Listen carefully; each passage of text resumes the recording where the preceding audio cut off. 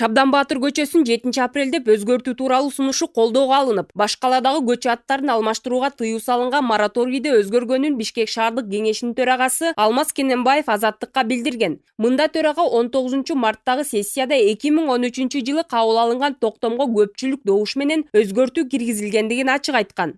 Тиешелүү токтом долбоорун мэрия сунуш кылды. Былтыр Алмаз Атамбаевга кайрылуу болгон экен. Андан кийин ал мэрия менен шаардык кеңешке ушул маселени карап берсеңиздер деп кайрылган. Ошонун негизинде талкуулап, мораторийди өзгөртүү токтомун кабыл алдык.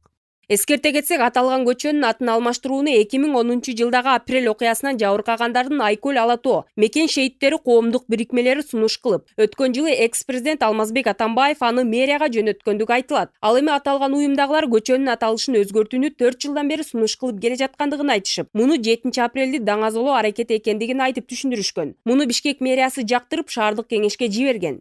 Комиссия вопрос. Бишкек башкы архитектурасы атайын комиссиянын негизинде Шабдан Баатыр көчөсүн 7 апрель кылып өзгөртүү долбоорун жактырып, шаардык кеңешке жөнөткөнбүз. Бирок ал жактан кайрадан иштеп чыгуу керек деген жүйө менен кайтарылган. Биз дагы толуктоолорду киргизүү менен бул сунушту шаардык кеңешке жиберебиз. Эгер алар жактырса, көчөнүн аты өзгөртүлөр. Бишкекского городского.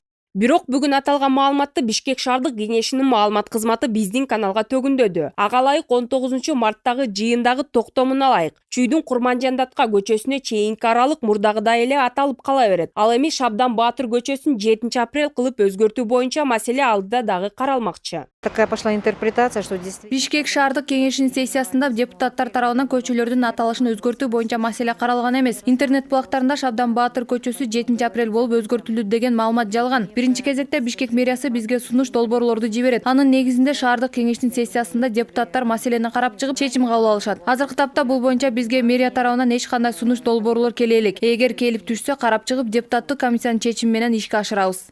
Шаардык кеңеш 5 жыл мурун баш каладагы көчөлөрдүн аталышын өзгөртүүгө мораторий киргизген. Жарандык активисттер аталган мекеме көчөлөрдүн аталышын өзгөртүүгө токтом кабыл ала турган болсо, көчө аттарын алмаштырууга тыюу салынган мыйзамды бузган болуп калаарын айтып, аларды таратуу иш-чарасына чейин талап коерун билдиришүүдө.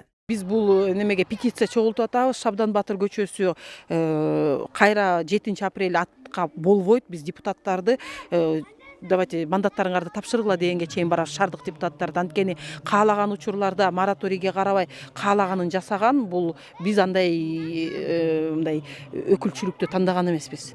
Алар биздин мүдөөбүздү чечкен маселелерди чечип алсын.